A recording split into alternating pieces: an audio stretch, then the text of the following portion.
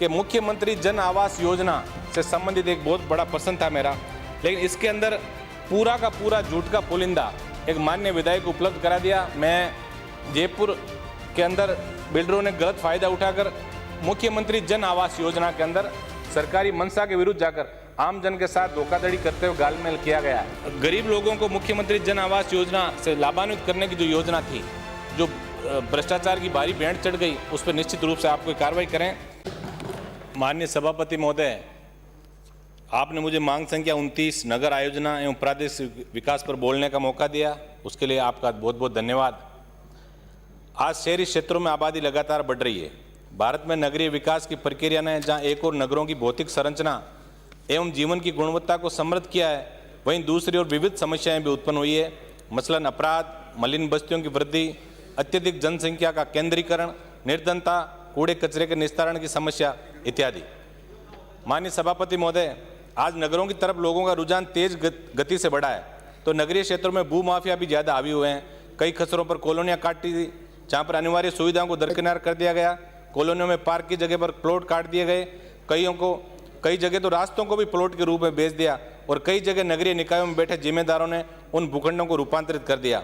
माननीय सभापति महोदय, राजस्थान पत्रिका के प्रधान संपादक श्री गुलाब कोठारी द्वारा दायर जनहित याचिका गुलाब कोठारी बनाम सरकार में माननीय न्यायालय द्वारा दिए गए निर्देशों की अवहेलना के अनेकों प्रकरण सामने आ रहे हैं, जिससे समस्त शहरों का मास्टर प्लान अस्त व्यस्त हो गया है। माननीय सभापति महोदय, गृह निर्माण सहकारी समितियों के खिलाफ 10,000 से अधिक FIR दर्ज हुए, लेकिन किसी पर भी ठोस कार्रवाई नहीं होने से लोग सरकार के प्रति नकारात्मक हो रहे हैं। वहीं बैक डेट के पट्टों को सरकारी संरक्षण प्राप्त होने से शहरों में सहकारिता आंदोलन को बहुत बड़ी बदनामी झेलनी पड़ी। माननीय सभापति महोदय, अभी पृथ्वीराज नगर की बात भी मेरे से पूर्व वक्ताओं ने कही थी, लेकिन पृथ्वीराज नगर योजना में अफसरों और नेताओं की सांठ-गांठ ने किसानों को बर्बादी के कगार पर लाकर छोड़ दिया, जो हम सब के लिए चिंता का विषय है। इसके लिए कोई ठोस कार्य योजना किसान हित में बने तो निश्चित रूप से एक अच्छा संदेश समाज के अंदर जाएगा। माननीय सभापति महोदय, सीकर के नानी गांव का मामला रोज अखबार की सुर्खियों में कि सीकर शहर का गंदा पानी जो है वो नानी गांव में जा रहा है और गांव के लोगों का जीवन दूभर हो गया है। इसके अलावा गंगानगर में L&T कंपनी के द्वारा सीवरेज और पेयजल की जो योजनाओं में काम किया गया, उसको लेकर शहर बचाओ संघर्ष समिति काफ़ी दिनों से वहाँ धरना प्रदर्शन भी कर रही है।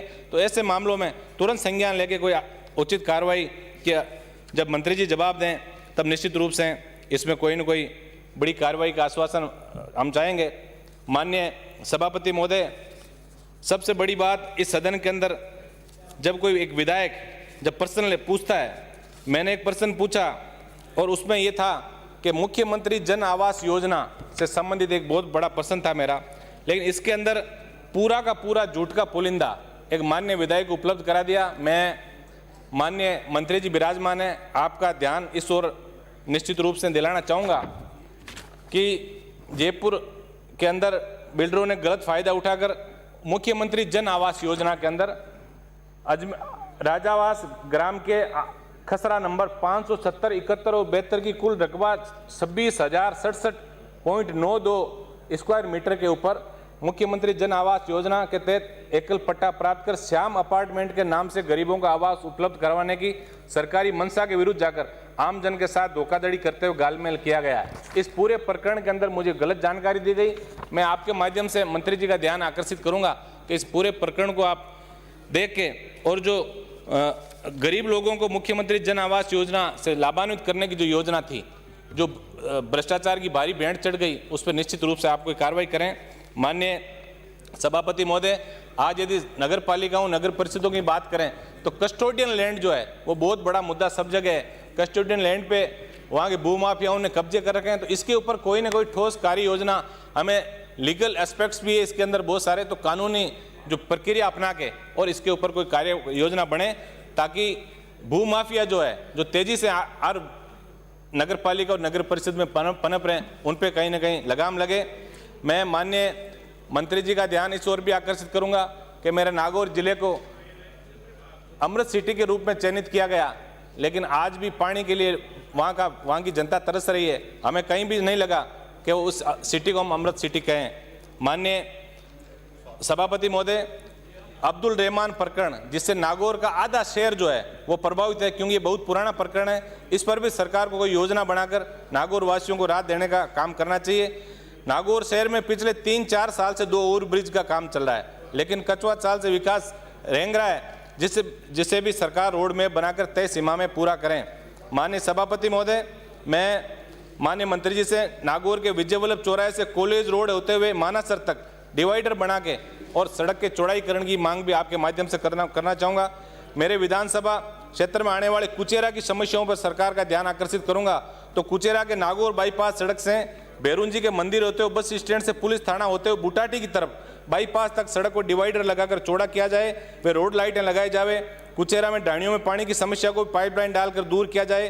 कुचेरा की लाइफलाइन माना जाने वाला सबसे पुराना रामसर, कोटेला और निम्बला तालाब जो अभी अपेक्षित है, क्योंकि शहर का सारा गंदा पानी, क्योंकि वहाँ ट्रीटमेंट प्लांट भी नहीं है, न वहाँ सीवरेज की सुविधा है, तो सारा गंदा पानी इन तालाबों में जा रहा है। तो इसके लिए भी कोई ठोस कार्य योजना की मैं मांग माननीय मंत्री जी से करूँगा।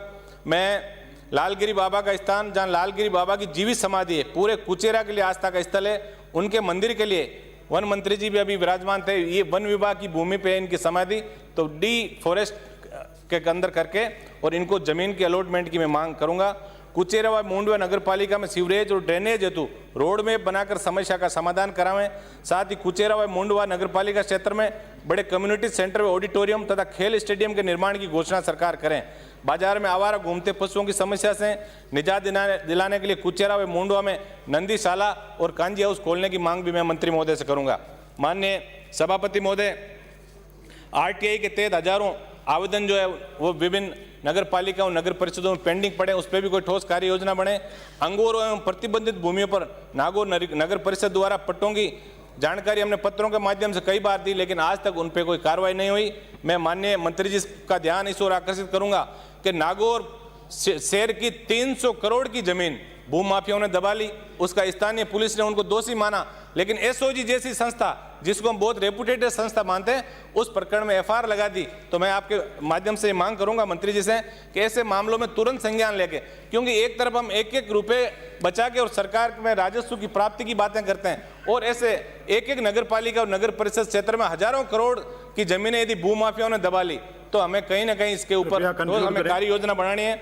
माननीय सभापति महोदय, मैं अंबुजा के प्रदूषित धुएं के कारण प्राचीन तालाबों, मुंडवा के ज्ञान तालाब और इनका जो सौंदर्यीकरण खराब हो गया है, इसके ऊपर भी मैं माननीय मंत्री जी से कोई आश्वासन चाहूँगा। अंत में मैं माननीय मुख्यमंत्री जी ने 5 सितंबर 2019 को शिक्षक दिवस के अवसर पर बिड़ला सभागार में प्रदेश के राज्य व राष्ट्रीय स्तर पर सम्मानित शिक्षकों को रियायती दर पर भूखंड अथवा फ्लैट देने की जो घोषणा की थी, और 15 अक्टूबर 2019 को माननीय मुख्यमंत्री जी ने ट्विटर हैंडल पर भी इसे स्वीकृति देने की बात कही थी, वो आज तक पूरी नहीं हुई। तो मैं माननीय मंत्री जी से यह आश्वासन चाहूँगा कि इस मामले में कोई न कोई ठोस कार्य योजना बना के और लोगों को न्याय दे। हम सबका यही प्रयास है कि हमारे शहर सुंदर हो। आपने मुझे बोलने का मौका दिया, बहुत बहुत धन्यवाद।